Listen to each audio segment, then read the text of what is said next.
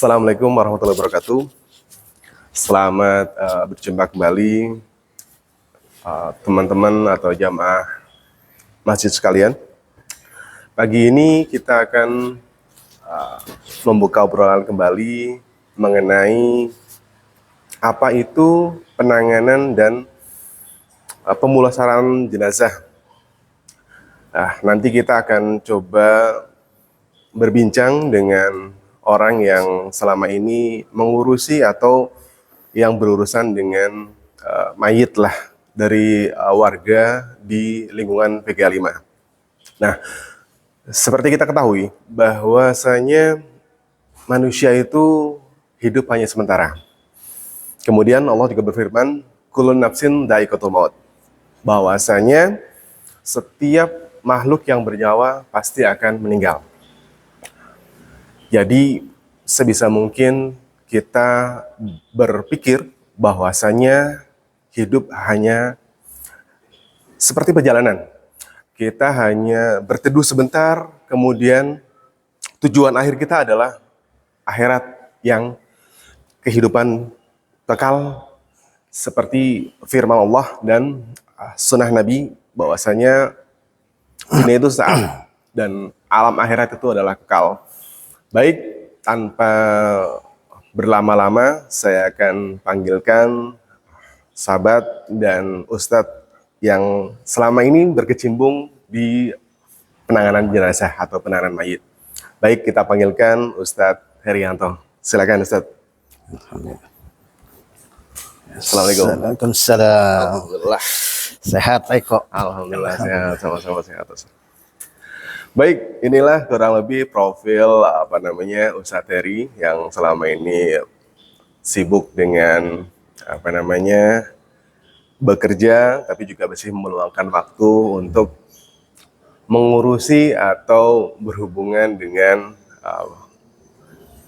jamaah lah, itu hanya gitu ya. Jadi nggak muluk bekerja untuk penghidupan sendiri, tapi juga mau berkorban untuk mengurusi yang sifatnya sosial. Karena bagi-lagi ini urusan masjid, urusan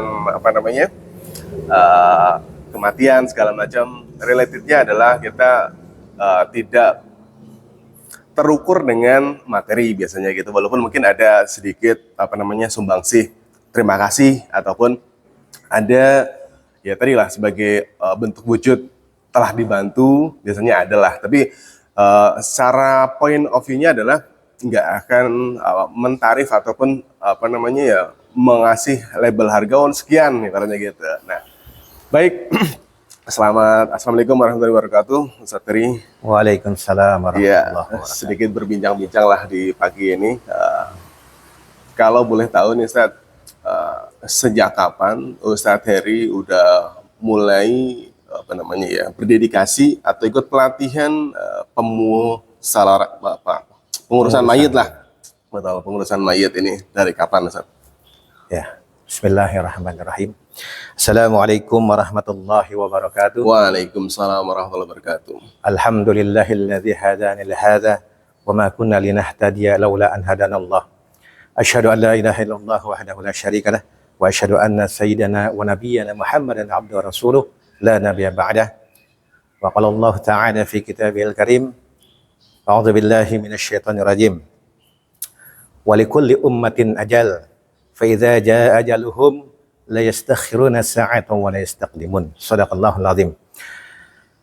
Baik, Pak Eko, alhamdulillah. Sebelumnya saya mengucapkan terima kasih kepada kepengurusan DKM Masjid At-Falah dan juga podcast ini saya diundang untuk menjadi narasumber di dalam keterangan ataupun mengenai pengurusan jenazah. Di sini saya tidak mengajarkan ilmu, akan tetapi memberikan pengalaman hidup dan juga nasihat kematian untuk kita semua, yang mana yang sudah dijelaskan oleh saudara MC Pak Eko, bahwasanya kita manusia hidup ini hanyalah sesaat di muka bumi ini, dan tujuan akhir kita adalah kehidupan yang abadi, yaitu akhirat. Dan insya Allah kita berharap kepada Allah Subhanahu wa Ta'ala untuk mendapatkan daripada syafaat dari baginda Nabi besar Muhammad sallallahu alaihi wasallam. Mengenai awal mula saya bisa atau menangani pengurusan jenazah, itu adalah motivasi dari diri saya. Saya pernah mendengar ceramah ataupun tausiah daripada dai ataupun ustadz, ulama, kiai dan lain sebagainya, bahwasanya salah satu fardu kifayah yaitu mengenai pengurusan jenazah. Baik itu dari kita mentalkin ketika jenazah belum meninggal ya, dalam sakratul maut, kemudian juga dilanjutkan dengan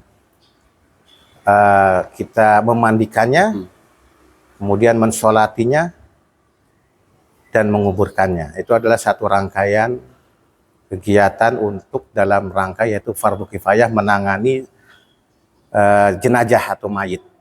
Nah, asal muasalnya saya mendengar ceramah daripada para dai bahwasanya begitu besar, begitu azim sekali ketika kita bisa untuk dapat mendalami ilmu tentang pengurusan jenazah.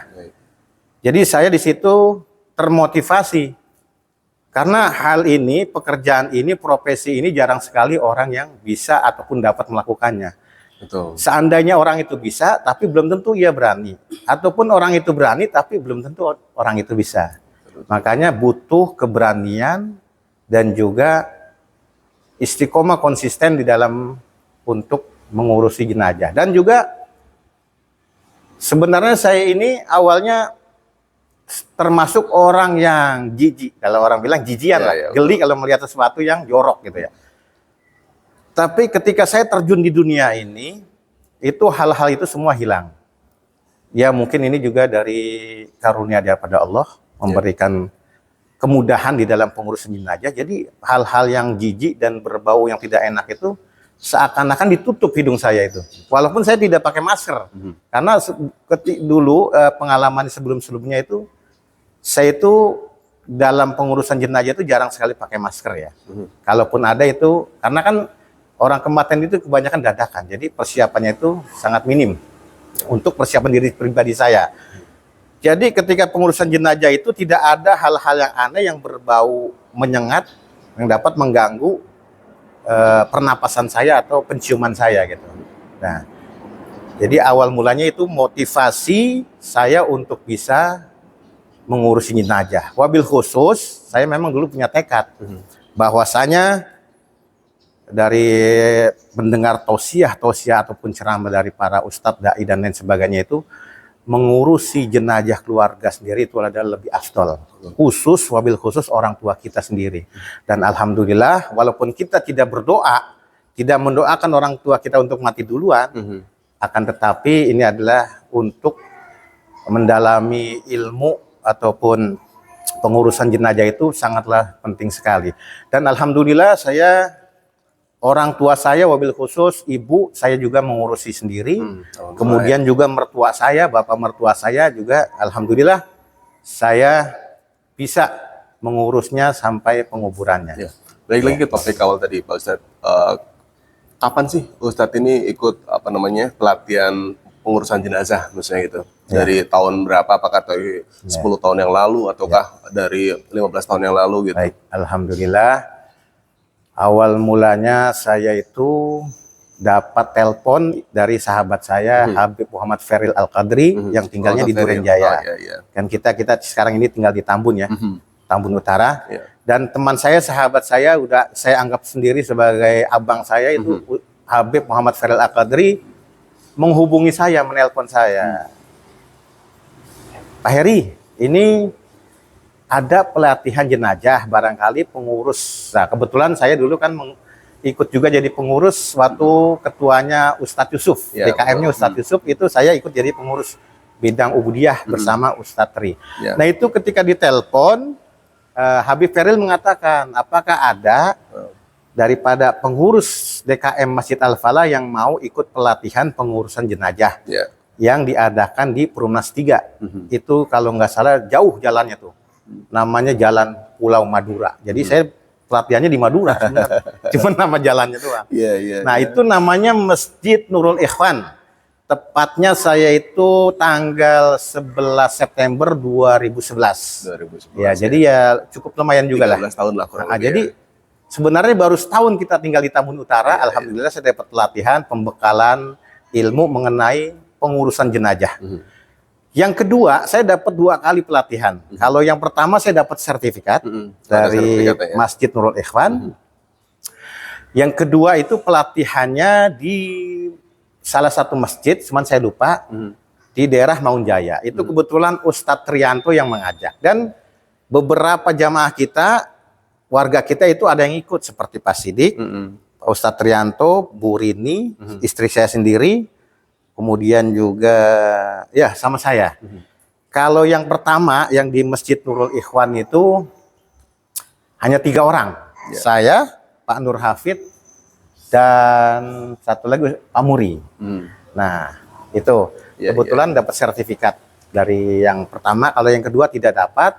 Kalau yang pertama itu pelatihnya namanya seperti nama saya, namanya Dr. Andes Ahmad Haryanto, MN. Dia kebetulan adalah honor daripada Kemendak Departemen Agama Kemenak wilayah DKI Jakarta. Dan kebetulan beliau bekerja di bidang pengurusan jenazah di Rumah Sakit Jantung Harapan kita.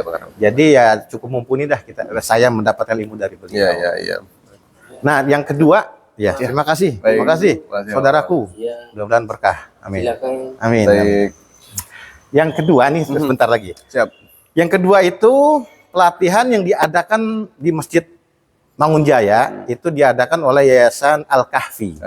Emang dia organisasi ini bergerak di bidang kemanusiaan khususnya umat muslim di seluruh dunia, wabil khusus di Indonesia. Ya. Terima kasih. Ya. Nah, balik lagi nih ke pertanyaan selanjutnya, Ustaz. Gimana sih kalau misalnya kita orang meninggalkan tadi sebelum sakaratul maut menjelang, biasanya udah kelihatan nih. Nah, biasanya tuh cara mentakdirkan orang yang mau sakaratul maut itu seperti apa, Ustaz, biasanya? Insya Allah. Jadi kita ketika berjumpa baik itu saudara ataupun tetangga kita yang membutuhkan untuk mentalkin artinya adalah menuntun daripada calon jenazah atau calon mayit yang sedang sakaratul maut. Itu adalah salah satu kewajiban kita sebagai seorang muslim, agar nantinya tujuannya adalah si mayit ini mengucapkan kalimat terakhir adalah menyebut kata Allah. Kalimat thayyibah. Karena disebutkan dalam satu hadis, "Man kana akhiru kalimah la ilaha illallah dakhalal jannah." Barang siapa yang mengucapkan kalimat akhirnya la ilaha illallah di akhir hidupnya, insya Allah itu jaminan masuk surganya Allah. Jadi itulah makanya kewajiban kita sebagai seorang muslim menuntun saudara kita yang sedang sakaratul maut untuk dapat mengucapkan kalimat la ilaha illallah. Dan bagaimana caranya? Ya, menuntun itu tidak harus terus-terusan. Karena jenazah itu sedang terombang-ambing. Kalau kita bisa melihat keadaan dia sebenarnya itu hakikatnya dia itu sedang terombang-ambing oleh bisikan setan juga, iblis. Karena menggoda iblis itu untuk mereka yang jenazah ini untuk menjadi kafir atau murtad. Untuk tidak mengakui Allah sebagai Tuhannya. Jadi itulah, ini ada pergolakan keimanan waktu jenazah itu sedang sakaratul maut. Makanya kita yang hidup ini, wabil khusus saudara-saudaranya, orang terdekatnya, orang tercintanya itu membisikkan di telinganya, khususnya di telinga kanan itu talqin, mengucapkan kalimat la ilaha illallah. Dan ucapannya itu pun perlahan-lahan, tidak boleh tergesa-gesa. Misalnya begini ya, la ilaha illallah. Nah, diam dulu biar dia menelaah dulu tuh si yang sakaratul maut ini, yang orang sakaratul maut ini. Atau enggak misalnya memang sulit, cukup mengucapkan Allah aja bisa. Allah. Nah, jadi kalimat terakhir itu adalah Allah sebagai Tuhan yang kita sembah itu, mengucap apa si orang yang sakaratul maut itu mengucapkan kalimat thayyibah wabil khusus la ilaha illallah. Nah, balik lagi nih, kalau orang awam kan kadang-kadang kurang begitu tahu ya. Sebenarnya ini sudah mau di ujung sakaratul maut atau sebenarnya sih rentangnya masih lama nih Ustaz. Ya. Jadi karena sebenarnya sih memang udah ada tanda-tanda nih kelihatan misal dari kan biasanya kan pembekuan tanda-tanda gitu ya. dari tangan, dari kaki dulu Ya. naik ke atas sampai dengan leher, sampai dengan tenggorokan lah ibaratnya Ya, gitu ya. Baru sakaratul maut. Nah, kalau secara menurut kan selama ini Ustaz Heri udah berkecimpung lah mengurusi mentalilkan orang yang akan meninggal.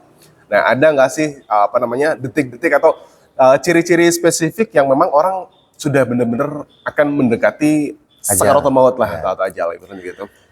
Jadi yang saya dapatkan dari beberapa pengalaman maupun narasumber dan juga tausiah dari para ustadz atau dai atau kiai.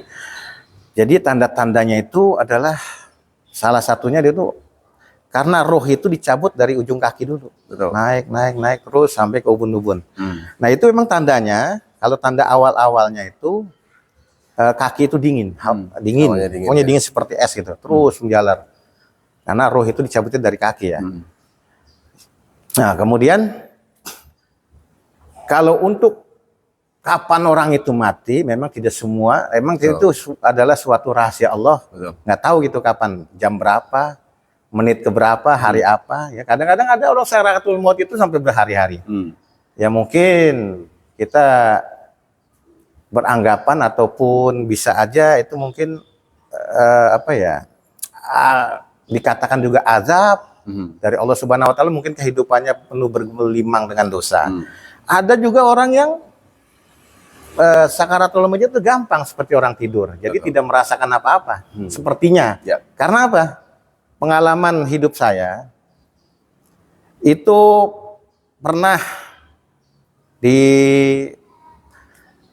tempat tinggal saya di Durenjaya dulu pernah ada nama orang mu'alaf namanya Pak Made, orang Bali.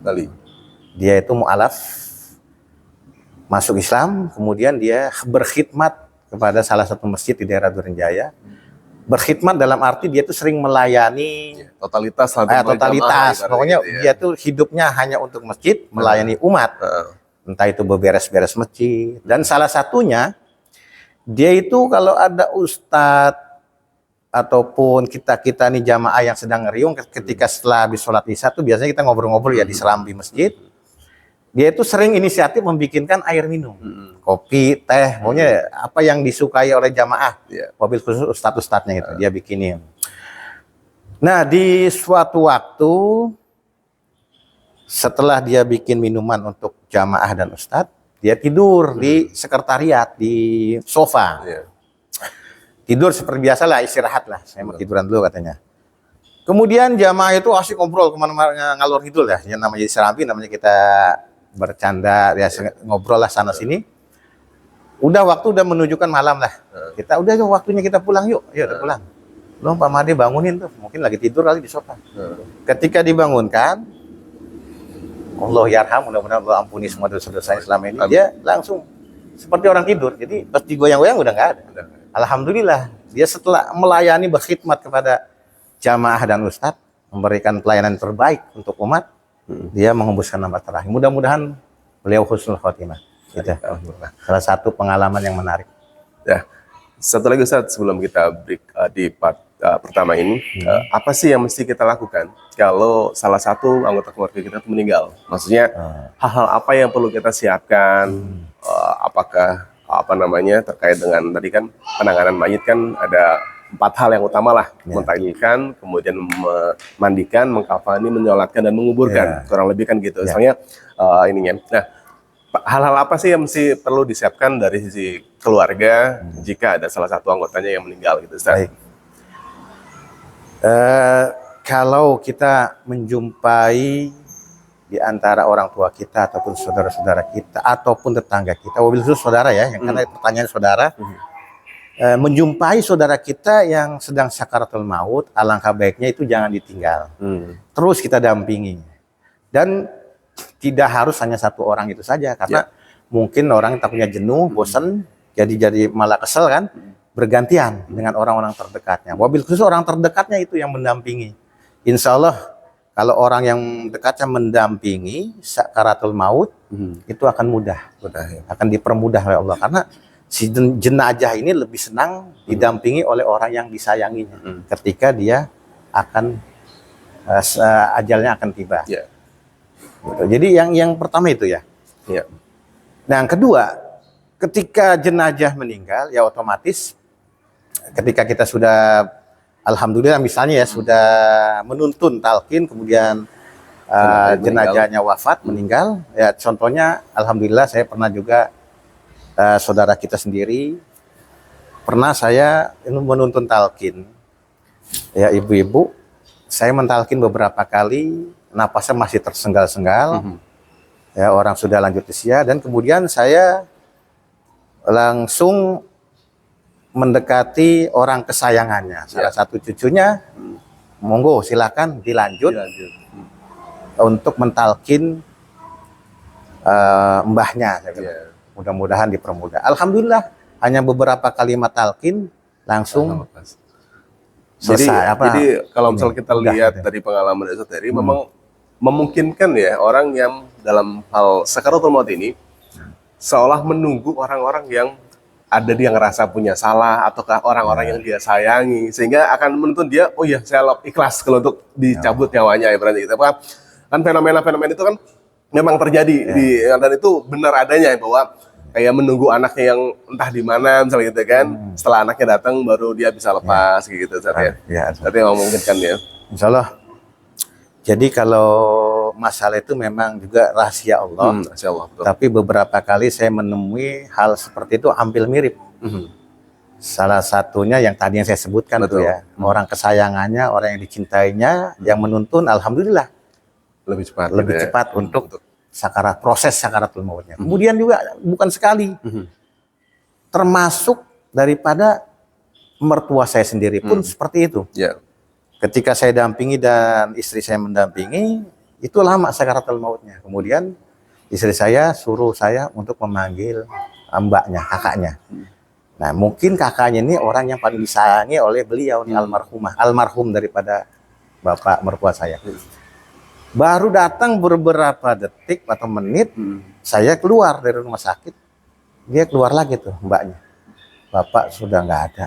Alhamdulillah. Berarti kan menunggu orang yang disayanginya datang. Betul. Tuh, itu yang kedua. Kemudian yang ketiga juga beberapa waktu lalu juga ada tetangga kita ya, saya dapat info. Orang kesayangannya itu jauh di luar negeri. Ya, dia sakaratul mautnya agak lama itu, dari sore sampai menjelang dini hari. Betul. Dan dia dipermudah.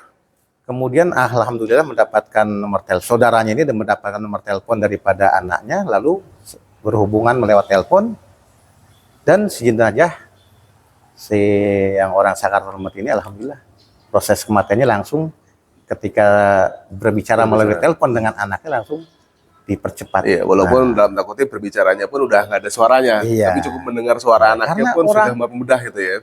Orang yang sudah sakaratul maut itu lebih sensitif daripada orang yang masih hidup. Gitu. Dia udah hijabnya hampir dibuka sama Allah. Apapun yang dia lihat, dia dengar itu kelihatan. Orang dimanapun dia bisa ngelihat. Itulah orang mati itu hijab sudah dibuka sama Allah. Gitu. Oke. Baik, mungkin untuk part 1 kita break dulu sebentar. Terima kasih.